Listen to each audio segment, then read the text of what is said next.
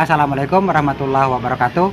Halo sahabat-sahabat sejati, jumpa lagi dengan aku Gunawan Sejati di depan rumah saya.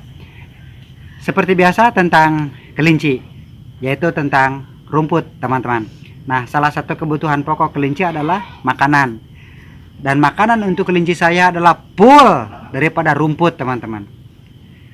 Namun, rumput yang biasa saya arit ternyata sekarang sudah mulai layu dan sudah pada mati. Kenapa?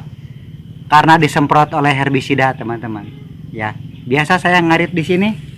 Ini rumput tetangga dan sekarang rumput tetangga disemprot.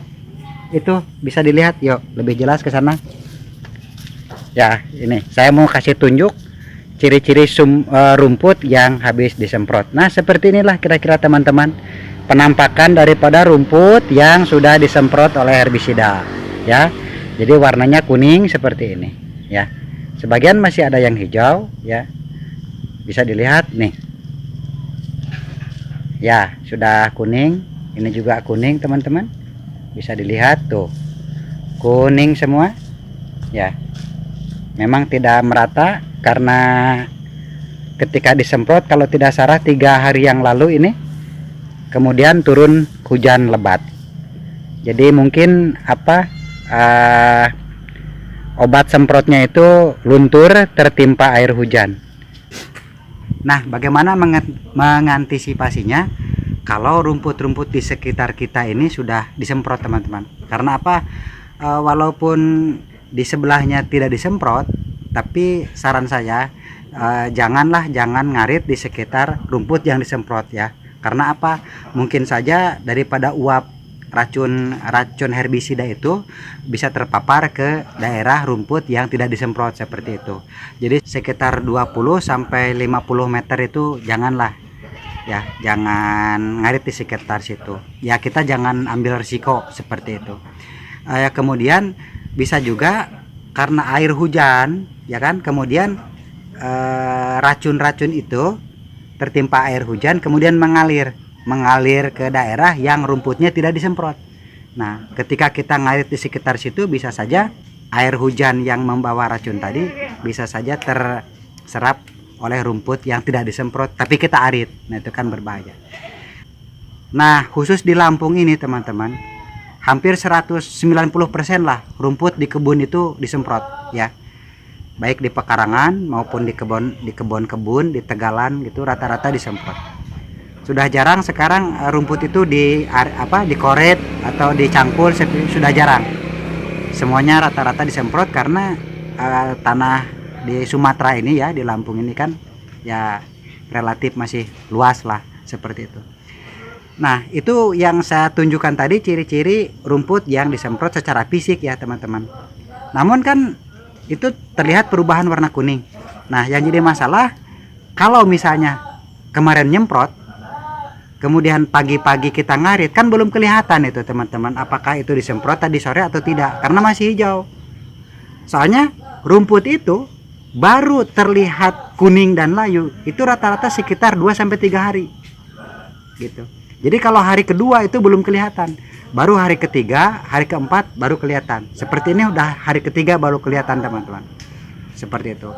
Namun seperti ada peraturan tidak tertulis di Lampung ini, kalau tanah peladangan disemprot, itu di sekitar tanah yang disemprot itu, di sekitar area situ suka diberi tanda, ya. Tandanya apa? Biasanya bungkusnya digantung, ditancapkan kayu, kemudian bungkus daripada racun herbisidanya itu digantung, atau apa sajalah barang, misalnya botol aqua atau plastik ditancapkan seperti itu sebagai tanda bahwa wilayah itu sudah disemprot.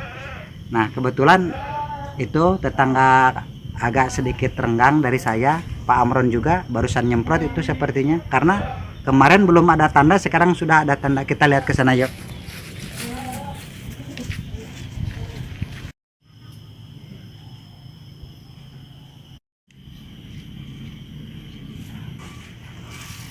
Nah, ini, teman-teman. Nah, ini seperti ini. Ini tanda bahwa daerah sini, tanah garapan ini punya Pak Amron. Ini sudah disemprot kemarin sore lah. kemarin sore ini disemprot.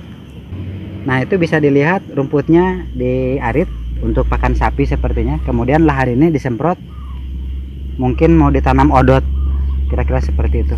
Jadi kalau khususnya di Lampung, kalau melihat seperti ini ya jangan sekali-kali lah ngarit rumput di sekitar sini teman-teman.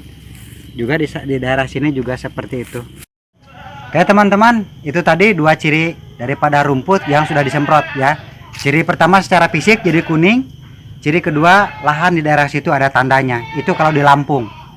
Ya barangkali di tempat lain juga sama lah. Terutama bentuk fisik daripada rumput yang sudah disemprot itu pasti kuning seperti itu. Kemudian berangsur-angsur layu dan mati, kering ya. Nah, jadi harap berhati-hati kalau teman-teman ngarit di tempat orang lain ya. Perhatikan itu. Nah kemudian bagaimana mengantisipasinya jika di lingkungan kita atau di tempat kita ngarit tersebut, walaupun di tempat orang lain sudah ada tanda seperti dua tanda tadi, ya kita harus punya stok pakan sendiri teman-teman. Nah kalau saya adalah memelihara rumput galinggang di kebun pisang saya, itu yang pertama. Cuman karena ini seperti Anda lihat itu tadi ya, rumput tetangga saya sudah disemprot ini. Jadi stoknya kan terbatas yang di kebun pisang tuh.